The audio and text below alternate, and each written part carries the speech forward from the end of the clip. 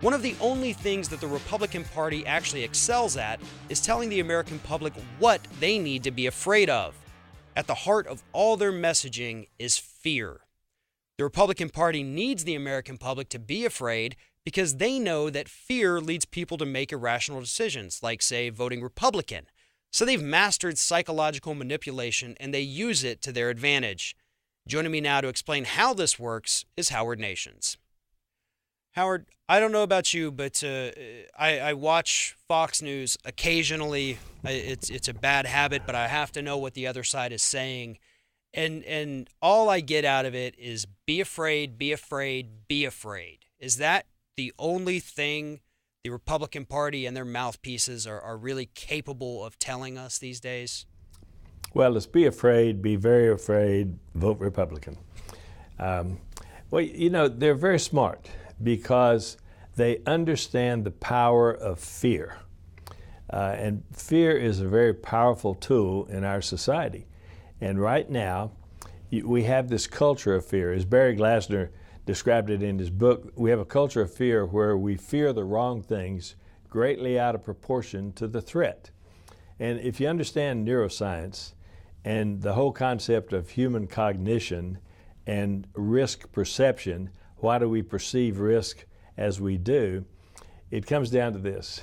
Between logic and emotion and fear, fear is handled in the reptilian portion of the brain. The sole purpose of the reptilian portion of the brain is survival. So there's a saying in neuroscience that when there's a conflict between emotion and logic and fear, fear always wins, because fear is that portion of the brain is about survival, and that's our number one reason for existing, is survival. So if you want to manipulate people to get the results you want from the public, you choose the information that you want them to have and just repeat it and repeat it and repeat it and repeat it, so that when you need the instinct to occur, the instinct will be based upon the information they receive. Repetition is the most powerful teaching tool there is. Repetition is the basis of the availability bias. And, you know, a lot of that we do see in the, corporate-controlled media, because the fear generates ratings. That's why when there's a plane crash, we see so much about that. People do have an instinctive fear of flying. Some are more relaxed than others, but there's always a little bit there. And it is, as you pointed out, it's evolutionary.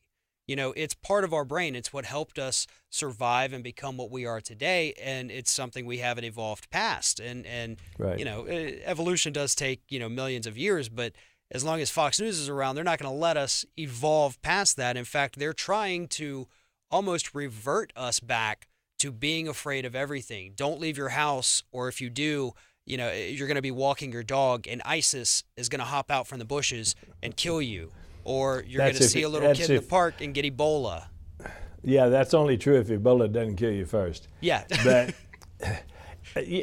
politicians have caught on to this, especially the right. I don't know why the left hadn't figured this out, but the right wing has certainly figured this out. Recently, we saw the example of Bibi Netanyahu addressing the Congress of the United States, giving a political speech for the folks back home. And his whole story is fear of war in Israel, fear of a nuclear attack from Iran. Okay, he is the conservative war leader of Israel. He's the far right winger in Israel, and he needs to keep them worried about nuclear war. They say it's a great speech. It should be a great speech. He's given the same speech for 20 years. So in the 90s, he was talking about Iran's going to have a nuclear weapon within a year or 2 years. And it's always been a year away every time he runs for office. But it was vote for me because Iran is going to get a nuclear weapon. The NRA, fear, you're going to take away our guns. People vote against their own interests. The tort reformers in corporate America absolutely understand this. You take, for example, medical malpractice reform. People have voted away their rights to sue doctors for their negligence, regardless of how bad the damage is that's caused by the doctors. The fear that they raised in Texas and other places across the country, they put up TV ads that the doctors are going to leave the state. I don't know where they're going to go because they're doing this in all the states. But they ran TV ads saying the doctors are going to leave. Because people, especially in the small communities, were thinking, well, we're not going to have medical care, they voted in basically malpractice exemptions. They put the doctors above everybody else in society and said, no, you can't be sued. The result is today, malpractice in hospitals is the third leading cause of death in America, 440,000 deaths per year, because they have no liability. They've cut costs because they don't have to worry about being sued. They've increased their profits. They've increased their negligence, and they're killing people. But here's a good example of the availability bias, though. If you ask people, what causes more death in America, murder or malpractice, the answer is going to be murder. Why? Because murder is available to them. Murder they hear on TV all the time. They don't hear about one murder today in Houston. They don't hear about 400 people died in the hospitals today in Houston as a result of negligence. That's the power of the availability bias. And so if we're looking at, 440,000 people a year from medical malpractice, that's more than 1,000 people every single day. So, yeah, if we turned on the news and we heard that 1,000 people in the United States alone were murdered, that would cause national panic, really. That's a lot of people. We're talking about the death toll of 9/11 every 3 days just from medical negligence. But as you point out, it's the selective information, what we're fed, from politicians, from the media, and we're fed that, especially for the Republicans, the Democrats can't keep you safe. They can't keep your children safe. They can't keep your bank account safe. And that's a huge fear right now, too, for most Americans, is that I don't have enough money to feed my family. I don't have enough money to get my car repaired if it breaks down.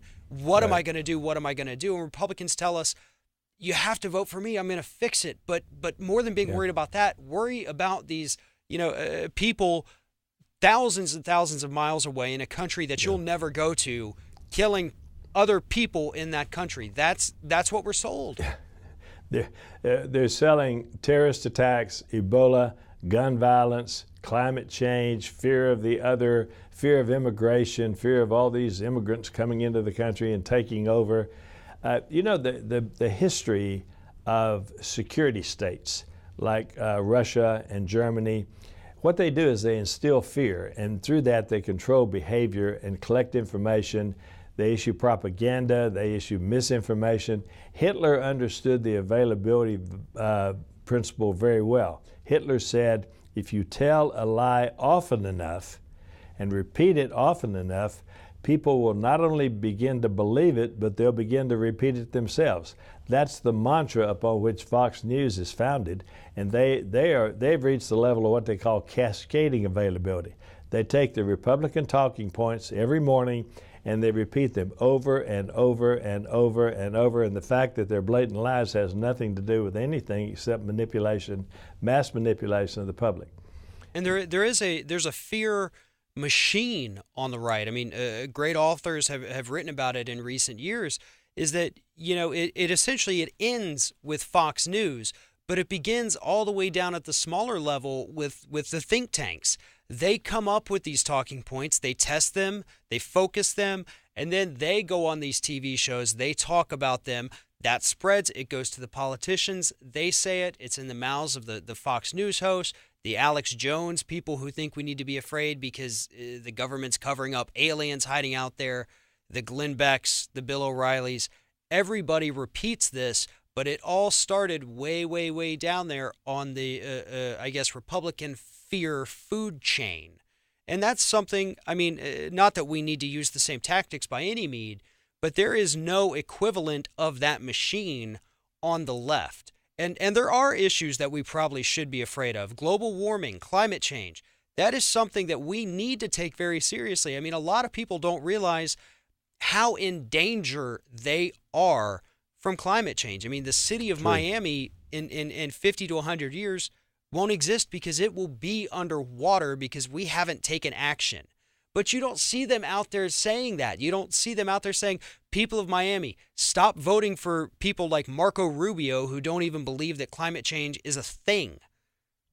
And they do it. I mean, we don't need to scare them or manipulate them like the Republicans do, but that is a truth. That's not a fear tactic. That's not psychological manipulation. That is a hard truth. And Republicans, they don't use the truth, do they? Well, when you get the chairman of the committee that would be in charge of taking action on this, Senator Emhoff, standing on the floor of the United States Senate last week with a snowball that he found in Washington in February and saying that this is proof that there's not climate change, we're in serious trouble in this country, I'm telling you. You talk about the start of it all, though. It really started with Justice Lewis Powell of the United States Supreme Court, a Nixon appointee, who wrote a memorandum called the Powell Memo. It was a memo to the Chamber of Commerce, in which he said, we, the business community, need to co-opt the media, schools, churches, universities, and he talked about how to do it. We need to rewrite the history in our own vein. It's been wildly successful, and that's what led to the Heritage Foundation and exactly the think tanks that you're talking about. That has now led to ALEC, the American Legislative Exchange Council, which is passing uniform pro-business, anti-individual laws in states all over America. It's leading to plutocracy, which is government by the elite, government by the lobbyists for the rich. And, Obama slowed plutocracy for a while, but now he honestly seems to be moving towards it. But they continue to attack Obama as a weak leader. He's responsible for ISIS. He's responsible for Ebola, vaccinations, immigrations, everything there is. And so the Republican mantra becomes, Democrats can't protect America, so we need a good Republican war to protect America. Amazingly, last week, after 12 years of the debacle in the Middle East, 60% of the people in the polls said that we now want boots on the ground against ISIS. That's how successful they've been in raising the fear of ISIS. And I don't know, I looked around everywhere I drive. I'm like Senator Emhoff. I looked all over my office and didn't find anybody from ISIS. So we just have a few seconds left, but fear is the main reason that George W. Bush got his second term. No question. The 2004 election was about nothing but fear and nothing about nothing but the fact that Senator John Kerry, he's not the guy to keep you safe. I kept you safe if you don't count that one thing that happened that one time. Yeah. And that's exactly what we were sold. And unfortunately, the public ate it up because we were so terrified, because we were trained by these Republicans, by the Fox News noise machine, to be afraid. And Howard, this is a topic we could talk for a half hour on this. Unfortunately, though, we are out of time here. But thank you so much, and we will continue this another time. My pleasure, Farron. Thanks.